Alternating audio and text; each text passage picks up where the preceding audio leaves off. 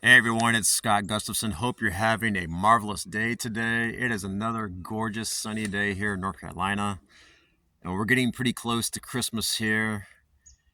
And in this season of giving, we're always happier, more cheerful, more joyful. This time of year tends to bring out the best of us. Unfortunately, it also tends to bring out the worst in us as well.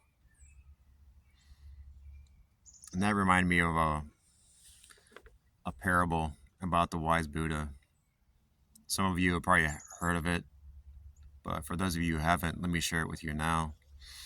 The way the story goes is after many days of traveling, Buddha came to a small town to give a speech. And the people there were so excited and exhilarated to be in the presence of Buddha and to hear his wisdom. Everybody except for one man. And while Buddha spoke, this young man was shouting at him.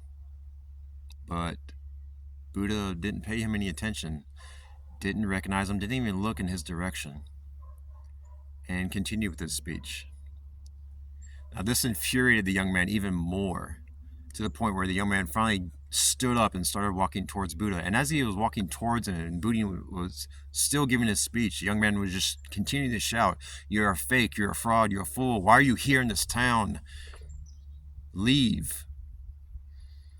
And before the crowd could react to this young man's caustic behavior, and before they were about to stand up in arms against him, Buddha turned to the crowd and said, "It's not always necessary to confront aggression with aggression." So Buddha turned to the young man and asked him a simple question. He said, "If you buy a gift for someone and that person doesn't accept your gift, to whom does the gift belong?" This surprised the young man. He wasn't expecting this at all. So he thought for a moment, and when he finally spoke, he said, "It would belong to me because I bought the gift." And Buddha said, "That's correct." And it's the same with anger. If you become angry with me and I don't feel insulted nor accept your hostility, the anger falls back on you, as it was initially yours to give. You are then the only one who becomes unhappy, not me. All you've done is hurt yourself. And there was this acknowledgement that this man learned a valuable lesson that day.